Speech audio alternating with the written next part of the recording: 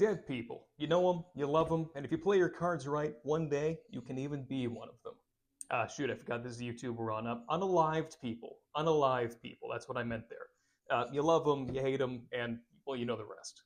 Most, if not all of us, are unlucky enough to have an intimate understanding of how we deal with death today. Upon the passing of a loved one, we go through traditions of mourning, of wake, of burial, and very frequently of religious service over the deceased. So it shouldn't come as a huge surprise to hear that the ancients likewise had traditions for dealing with the dead, for processing the fact that loved ones are no longer among us here on this earth, and also with an understanding of where the deceased are going and where they're moving on to after this life is ended.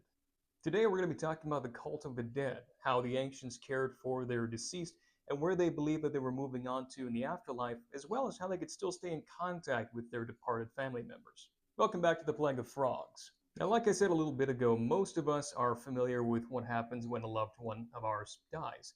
We have a funeral for the deceased. We put them in the ground in a coffin, typically made out of wood. We mourn the loss of their passing. And for the religiously inclined among us, we like to imagine that their soul is enjoying eternity with its creator in a paradise called heaven. While there is some universality to human responses to losing a loved one, it's nevertheless the case that the ancients had very different views on how death worked, what our responses to it should be, and what happens to the deceased after their passing. So today we're going to peruse how the dead were cared for in ancient Mesopotamia, in ancient Phoenicia, in ancient Egypt, and then doing a deep dive on how the dead were considered in the Bible and in ancient Israelite literature, and how it compares and contrasts to the cultures around them.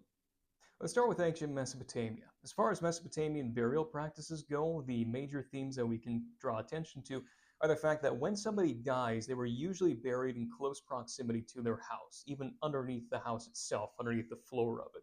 In fact, the burial of people underneath the floor of their own house is actually very old. It goes back to the Neolithic and even the Paleolithic period. So basically, as long as people have been living in houses, they've been burying people under the houses. And it kind of makes sense that the place where somebody lives for their entire life would also be the place where their body is laid to rest. Now, once a family member had passed away, the belief wasn't that the spirit simply dissipated, or even that it was far away in a place called heaven or an underworld setting, although the dead were generally believed to exist underneath the earth. But rather, the spirit of the deceased was believed to maintain close contact with the living family members, and this is where we see the introduction of the cult of the dead as a means of maintaining the relationship between the deceased family member and the living members of that same family. Essentially, the cult of the dead involved maintaining communication and community between the dead members of the family and their still living relatives. The cult of the dead was primarily carried out in its ritual form by the head of the household. But if the patriarch of a particular household passed away, the role fell to his eldest son. We also have a couple instances of it falling to the eldest daughter instead of the eldest son, but the mechanics for why it fell to the oldest daughter instead of the oldest son are still misunderstood at this point. The primary practice associated with the cult of the dead was laying out ritual offerings of food and drink to the deceased family member. In fact, these were typically offered during the time that the rest of the family was eating. So they might put out a chair and a plate of food and a glass of water or wine or beer or some other sort of drink for the deceased family member's spirit. The idea was symbolically offering them their same old place at the family table to emphasize the fact that they're still part of the family. They're just geographically and spatially separated from them being in the underworld at this time. In addition to the daily ritual of offering food and drink to the deceased, there was also a monthly ritual where the same and more would be offered to the deceased family members. This would have taken place during every new moon, which may suggest that the ancients had a belief in a sort of thin time or thin space during the new moon, where the border between the realm of the dead and the realm of the living was permeable, or at least semi-permeable. In addition to this, there was a once-yearly ceremony held every August in Mesopotamia, where the dead would be celebrated with the involvement of torches. Unfortunately, this practice is very poorly attested and very fragmentary in the sources that we do have, so what they did with the torches and what the symbolism of it is unclear to us. We might speculate that the fire was meant to sort of provide a beacon for them to come from the realm of the dead into the realm of the living again, but again, at this point, all we have is speculation until more texts show up. Now, it's important to note that even though ideally the dead involved in the cult of the dead would be buried underneath or in proximity to the house where the offerings are made to them, offerings could still be made to deceased ancestors even if they had died and been buried in a very far off land, or even if they weren't dead at all. In fact, we have one example of a Babylonian man who had been separated from his son 8 years prior to the time of his writing this document in another city. He hadn't seen his son in 8 years, and during those 8 years, he made offerings to the deceased spirit of his son to feed and water him in the event that he had died. As it turns out, his son was actually alive, living in another city, and perhaps they may have even later been reunited. But the idea is that it's the family bond that holds people together. It's not necessarily their spatial geography. Ideally, you'd want your family members to be buried in proximity to your home so that you can make offerings to them regularly. But even if they died at sea, or if their bodies were buried far away, or even if you weren't sure if they were dead at all, the idea of maintaining that connection was still there. Now, if you're thinking that the offering of food and drinks to the deceased ancestors sounds a lot like worship, you would be correct in that, because the Mesopotamians actually referred to the spirits of their deceased as gods.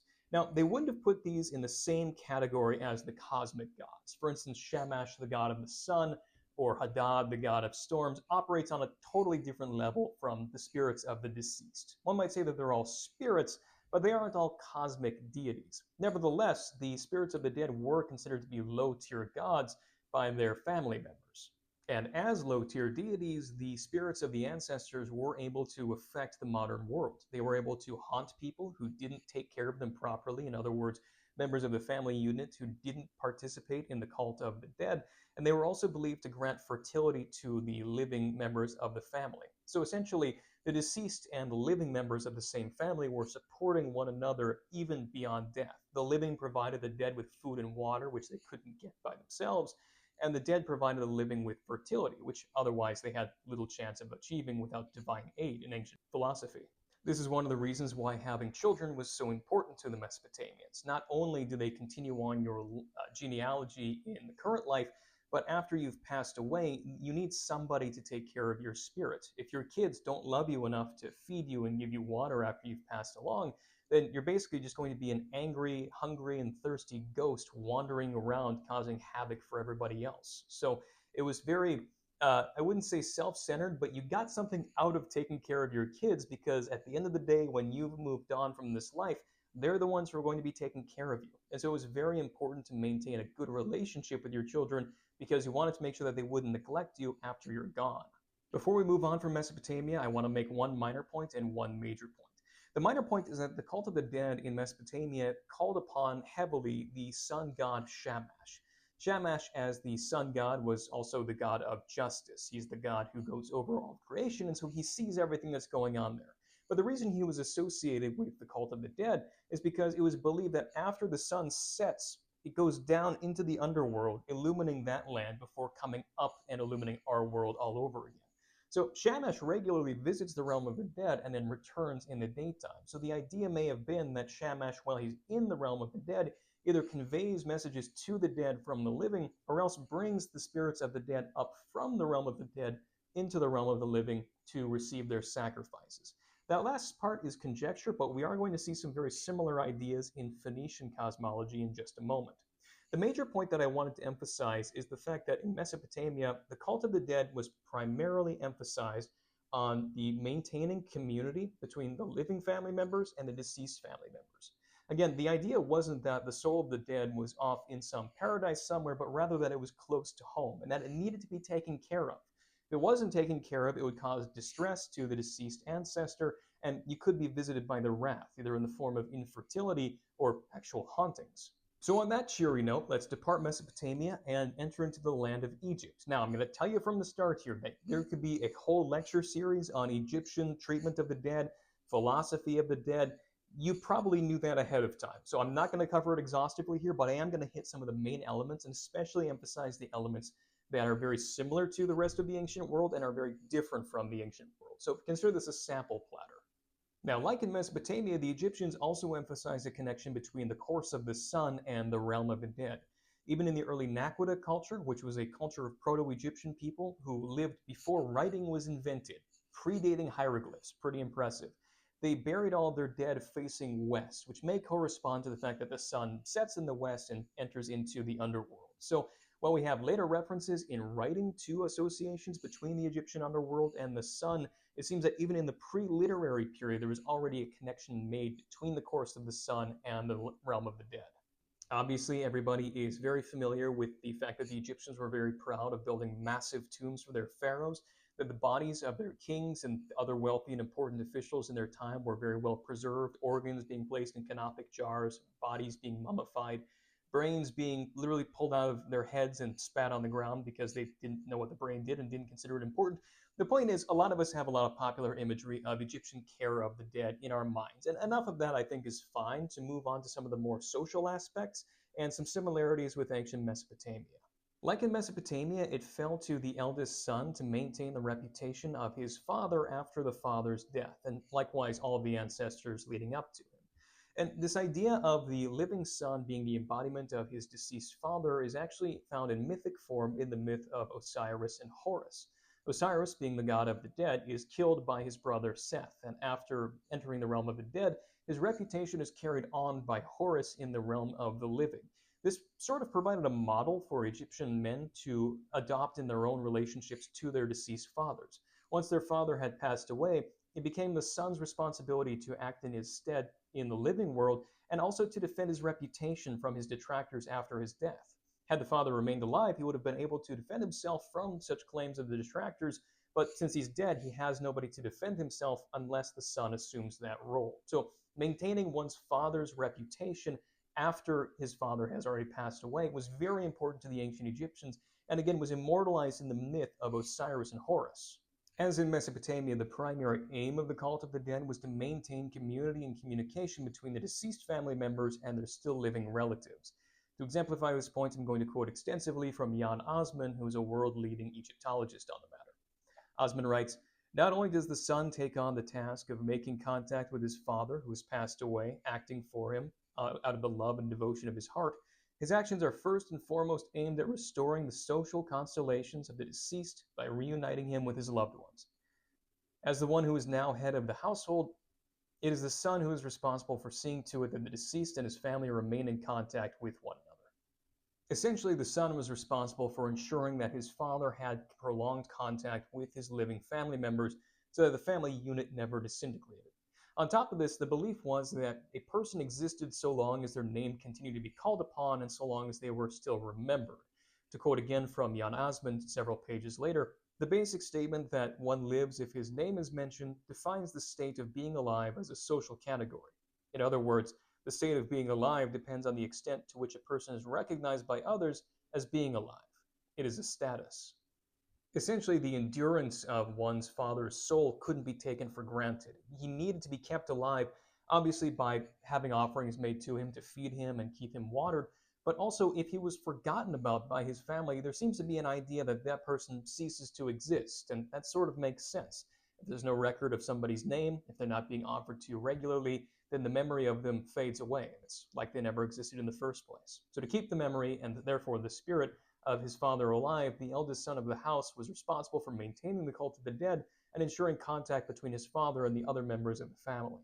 As the person who maintains contact between the deceased and the living, the son stands in the role of a living monument to his father, somebody who could defend his father's reputation after he's passed away.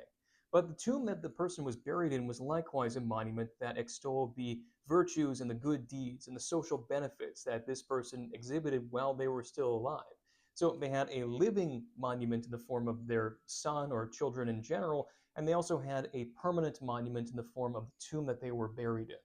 In addition to being a monument for the living of all the good deeds and the following of ma'at that a person carried out during their life, the tomb was also meant to be a way of guiding the spirit of the deceased into the beneficial afterlife. It became very popular even as old as the pyramid texts of the 3rd millennium BC to paint the inside of tombs with instructions on what to do after one had already died. These are instructions for the deceased to read and to therefore follow, delivering them safely to the afterlife. Speaking of the realm of the dead, a lot of people's favorite part about ancient Egypt mythology is the judgment of the dead. A lot of us know the stories going something like this. After a person dies, they descend to the judgment scene where their heart would be weighed against the feather of Ma'at.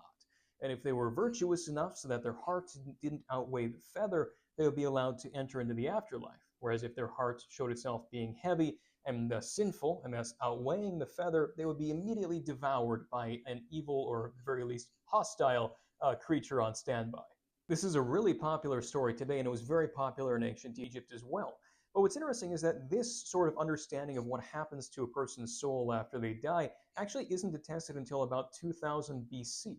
For reference, Egypt came together as a nation and developed hieroglyphic writing system around 3100 BC. So it's a relatively, I wouldn't say late, but it's sort of a middle development for ancient Egyptian theology. So it's very clearly attested, it's very widely attested, but it isn't like one of the most fundamental aspects of Egyptian thinking. And this is actually something that's really cool. We see how Egyptian thinking develops over time, and eventually we arrive at the idea of a person's heart being weighed against the feather of Ma'at. Now, Ma'at is another interesting idea as well, because a lot of us get the idea that when a person's heart is weighed against the feather of Ma'at, it's about whether they've done enough good things in life, or perhaps we might even read our own Judeo-Christian worldview into it and say if they didn't commit enough sins so that their heart would outweigh the feather of Ma'at. But Ma'at is actually a really interesting concept, and it's somewhat unique to Egyptian ways of thinking. Ma'at is a complicated term, and it's going to get a lot more discussion in another video that I have planned down the road a little ways here.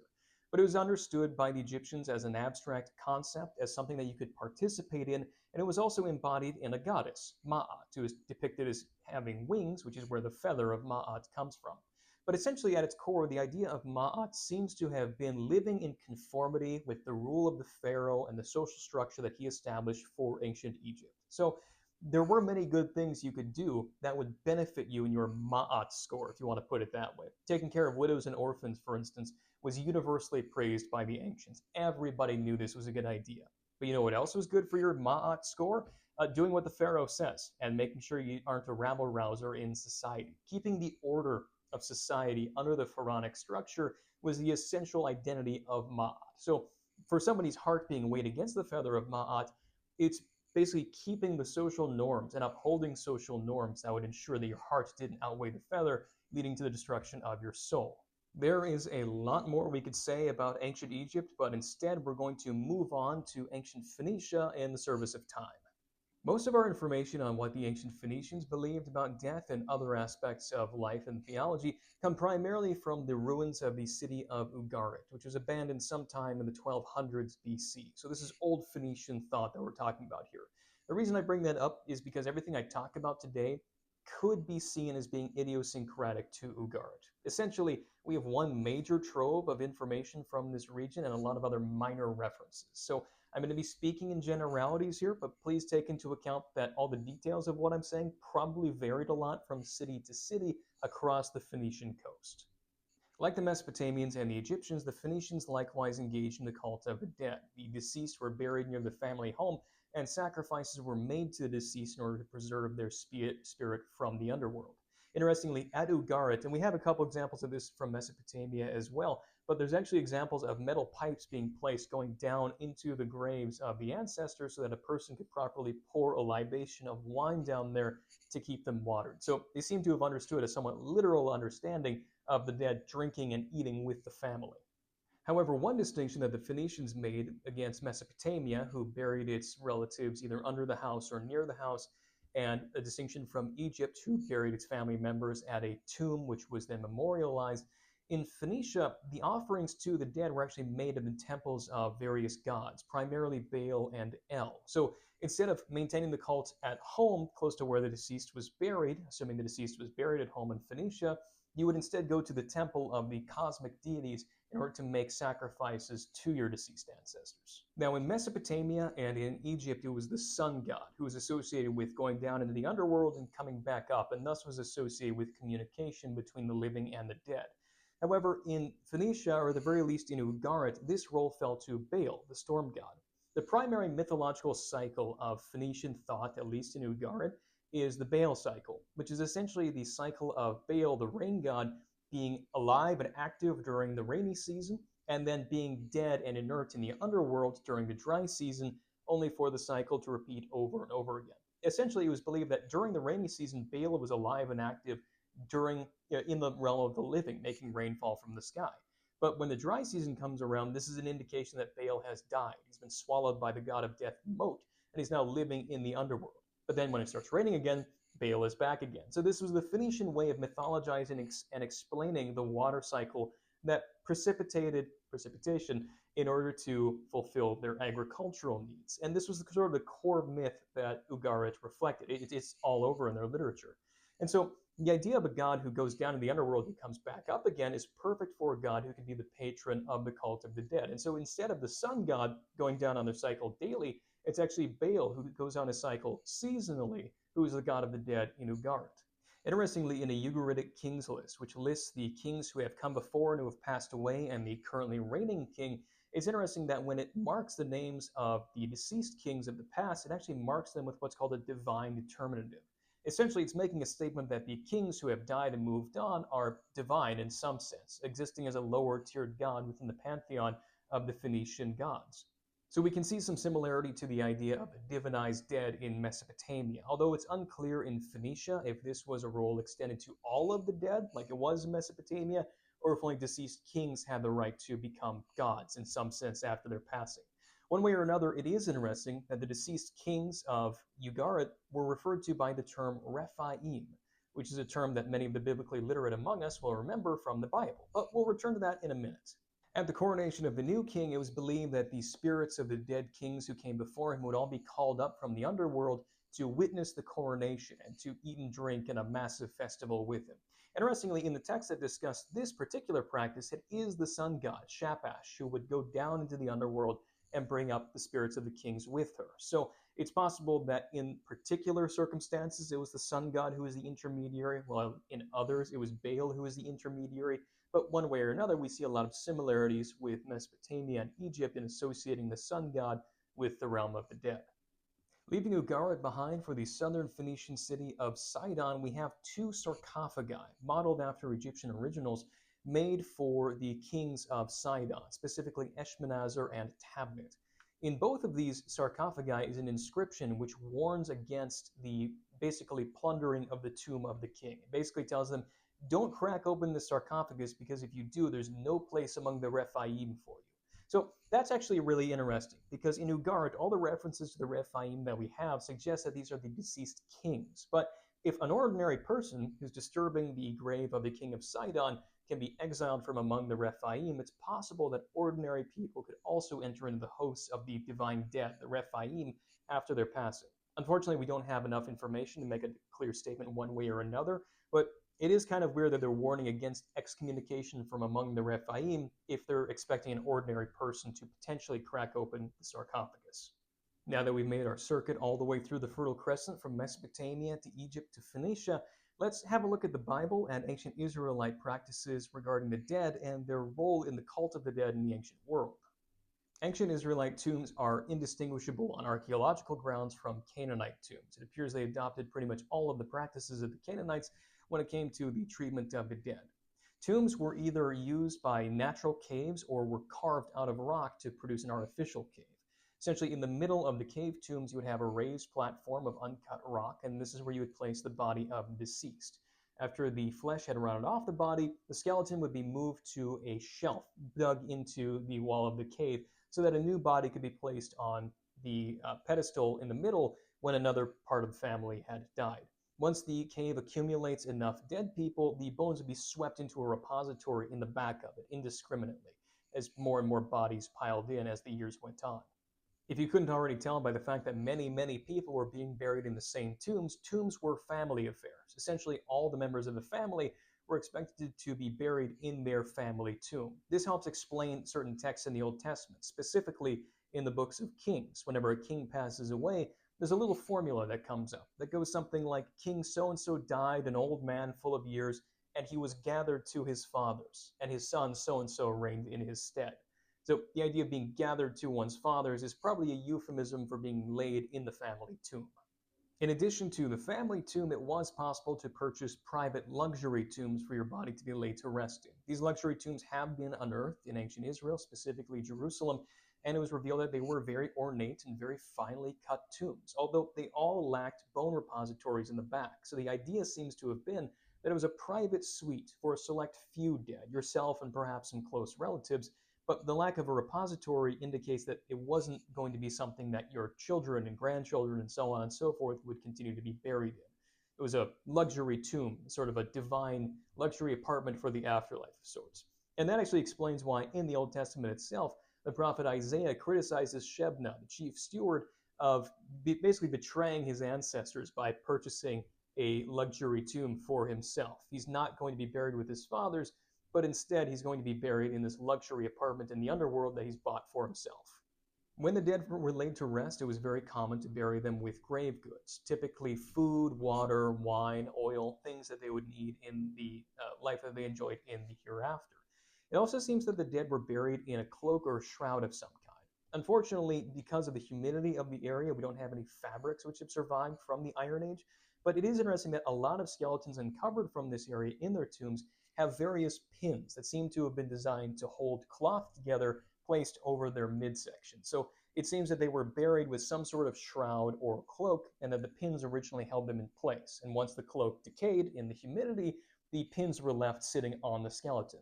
The fact that the dead were buried with cloaks also helps explain the appearance of Samuel in 1 Samuel. When he's called up from the underworld by the witch of Endor, Samuel is seen wearing a cloak, which may be his burial shroud.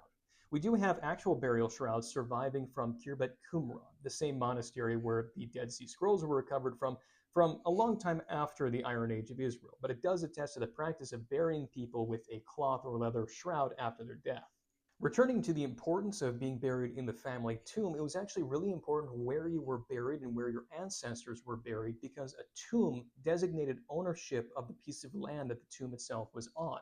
So essentially, you couldn't really sell a piece of land that had your family tomb in it. That would be sacrilege and an abandoning of the ancestors if you did that.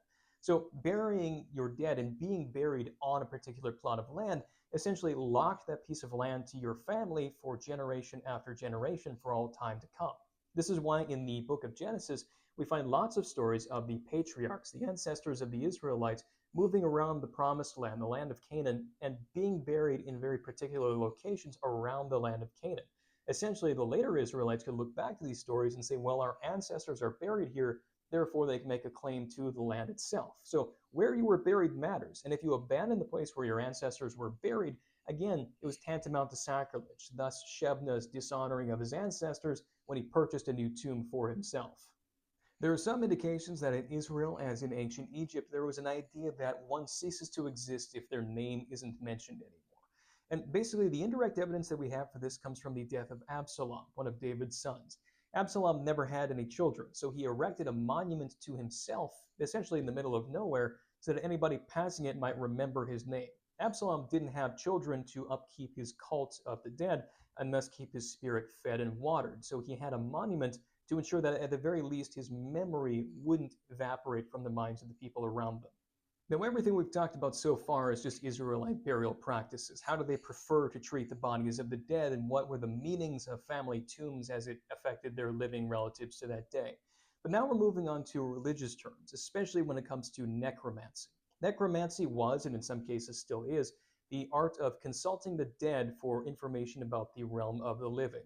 Remember, especially in the ancient world, the dead were believed to be low-tier gods, or at the very least some sort of divine spirit that was still moving around and could potentially even influence the world around you. So, if you have access to these people, especially to your own ancestors who will be favorable to you, you could acquire some inside information on what's going on in the divine realm if you can contact them.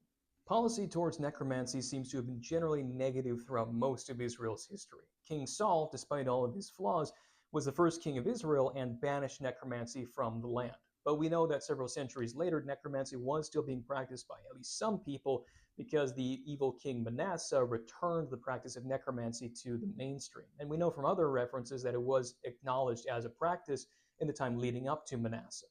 At the same time, too, Manasseh's grandson, Josiah, being the great reformer that he was, would once again banish necromancy from the land again. So there seems to have been a give and take between sort of the intuitive practice of necromancy, which kept popping up over time, and the efforts of the establishment to get rid of it as something that God did not approve of throughout all of Israel's history.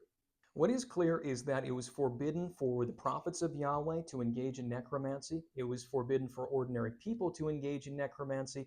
And it was also forbidden to use things that were used as offerings to an ancestor cult in making sacrifices to the God of Israel. So the idea was that there's a clear separation between God's contact with humankind and the art of consulting the dead. This is not something that God has ever approved of, and he doesn't seem to have changed his mind throughout Israel's history. Notice that the polemics in all of these instances that I've referenced here are primarily aimed against consulting the dead. It seems that some degree of care for your deceased ancestors was acceptable. Whether it was ever acceptable for the Israelites to pour out drink and food offerings for their deceased ancestors simply as a way of sustaining their spirit was acceptable is sort of unclear. There's a lot of polemics against putting too much emphasis on the abilities of the dead. And so maybe some of the positive aspects of the veneration of the ancestors was washed away with that. But one way or another, it's clear that too much attention on the deceased was forbidden to the ancient Israelites, even if some degree of recognition of the plight of the ancestors was nevertheless acknowledged. Essentially, it may have been the case that it was totally fine to provide your ancestors' spirits with sustenance and with comfort, so long as you weren't regularly consulting them for divine oracles or information about what's going on the other side. That much was forbidden. How much of the actual care for the ancestors was allowed is sort of unclear. Now remember that in Phoenicia, the spirits of the dead kings and potentially other people as well were referred to as the Rephaim. And the reason I brought that up and made a point of it is because in the Bible itself, we also encounter the Rephaim. The biblical texts seem to refer to the Rephaim as the spirits of deceased kings. In fact, in the book of Isaiah, God taunts the king of Tyre by saying that, hey, the underworld is open to you. The Rephaim are ready to welcome you into their ranks. Isn't that wonderful, buddy? And in other situations, we see references to the tribe of the Rephaim as a people existing in the distant past of these mighty warriors. So the idea was that the Rephaim were the deceased great kings of sort of the former great age. And that's consistent with what we find in the Phoenician text as well. So now let's talk about the idea of the judgment of the dead in ancient Israel. We talked about the judgment of the dead in ancient Egypt, and a lot of us expect to find either similarities to that in ancient Israel or similarities to our modern Western Christianized understanding of what happens to the dead. Essentially, we expect to crack open the Old Testament and find references to heaven and hell, the judgment of the soul, and other aspects that we find in the New Testament. But conspicuously, all of those ideas are actually absent. Essentially, from a Christian perspective, there's nothing in the Old Testament that explicitly lays out the doctrine of divine judgment of the afterlife for a person after they pass away. From the Israelites' perspective, it doesn't seem that God, through his prophets, through the law, or through the kings, ever dictated a plan of what happens to a person after their death. And so, as a result of that, it seems that a lot of Israelites, like a lot of people around them, believe that whatever happened to you in this life was reflective of the divine favor upon you. Now, that perspective isn't actually delineated in the text itself. God never says, hey, what you get in this world is what you get. Good people get good things and bad people get bad things. But that is a philosophy that a lot of people seem to have picked up because it's very intuitive. A lot of people think that way today as well. If something bad happened to somebody, there must be some cosmic reason why. They must have done something bad to warrant it. Do good things happen to good people? Of course. If somebody's doing very successfully and doing very well, they must be benefiting from all the good deeds that they've done. This way of thinking is referred to by some as the retribution principle. It's essentially you get what you put into the world. Put out a lot of bad deeds and bad things will happen to you. Put out a lot of good deeds and good deeds will happen to you. This was the assumption of a lot of people in the ancient world, in addition to being the assumptions of a lot of people today. But the Bible is actually opposed to this, and it doesn't oppose this with the idea of divine judgment, at least not in the Old Testament. So to combat the idea that good things happen to good people and bad things happen to bad people, rather than referring to the judgment of God on people during the final days, where all of their deeds will be taken into account, rather, the book of Job offers the solution. Essentially, the book of Job follows Job, who's a man who enjoyed great wealth and prosperity in his life, and then loses everything. When his friends come to comfort him, his friends assure him, Job, bad things only happen to bad people. Good things only happen to good people. Surely you must have done something wrong to warrant all of this happening to you.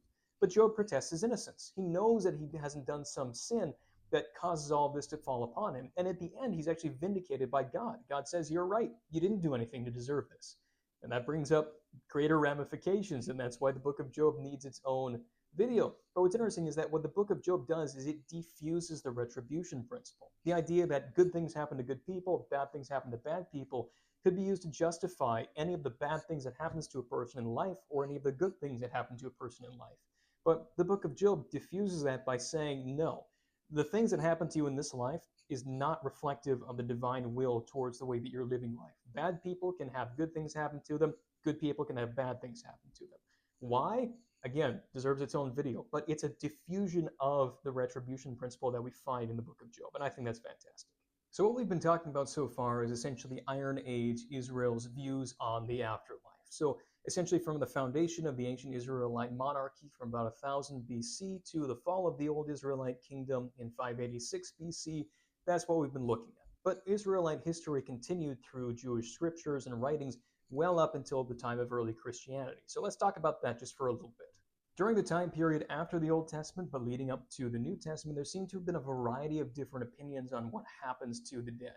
Some continued to believe that the dead either didn't exist after they were gone or they enjoyed a certain shadowy existence. The Sadducees were famous in the ancient world for holding to this belief system. Others believed in what would be called the resurrection of the dead, which is the idea that on the last day, the great day of judgment, God is going to raise up, resurrect all people, and send some of them to eternal bliss or some of them to eternal torment. Some variants of this belief were that God would only resurrect the righteous, and that the evil dead would remain dead and unconscious forever, essentially. During the Greek period, certain Jewish thinkers who were influenced by Greek philosophy, specifically the philosophy of Plato, began to espouse the idea of going to heaven when you die. Essentially, when you die, your soul goes to paradise to be with God, presuming that you're righteous, and that's where you'll enjoy the rest of eternity. And this sort of thinking became very popular in early Christianity as well, although it was always tempered by the actual Christian doctrine of what happens after you die, which is the idea that, well, after you die, yes, your soul is somewhere. Some believed it was in a state of limbo. Some believed it was in paradise with God. Your soul persisted. But the ultimate goal of Christianity wasn't for you to be a soul floating around in heaven with God. The ultimate vision of Christianity is that your soul is going to become housed again in a resurrected body. And that's an important distinction between Christianity and some of the other philosophies we've talked about today. Mesopotamian, Egyptian, Greek, and basically all other cults of the dead believed in maintaining contact between the realm of the dead and its denizens and the realm of the living and its inhabitants. So we want the dead and the living to be in community with one another. And to that extent, the Christian idea of the resurrection sort of fits in with that. But there's a little bit of a difference. Although the Egyptian worldview sees a robust realm of the dead, the realm of the dead and the realm of the living are always separated. Likewise, Mesopotamia and Phoenicia. But in Christianity, the idea is that the realm of the dead and the realm of the living will someday be collapsed upon each other. All of the dead, due to the resurrection of the dead, will come back to life again. They'll all have a body that can't be destroyed. Their soul will be placed back inside of it. And so the dead and the living will be one class, essentially, and they'll all live in the same state of existence. So there's similarities between the Christian worldview and the other ones we've discussed so far, but there's also some important differences, and I wanted to emphasize that here.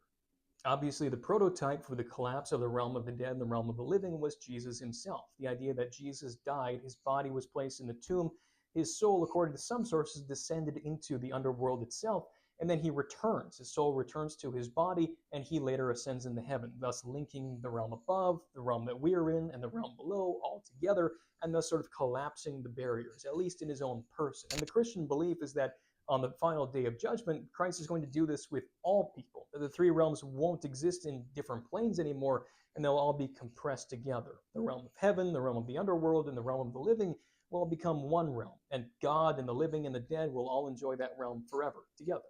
And that's about all I have for you on the realm of the dead. Hopefully I killed it, knocked him dead as it goes. Yeah. But if you made it this long, and if you can forgive me for the atrocious jokes I just made there, I would appreciate it if you consider liking, commenting, and subscribing. And feel free to comment on what you'd like to hear about next. Maybe a book of the Bible, a lost book from the ancient world, or something a little bit more abstract. I'd love to hear what you guys would like to hear more about. But I think we've all had enough talking about death, so get out there and enjoy living for once. Take care of yourselves, tune in next time, and I'll see you soon.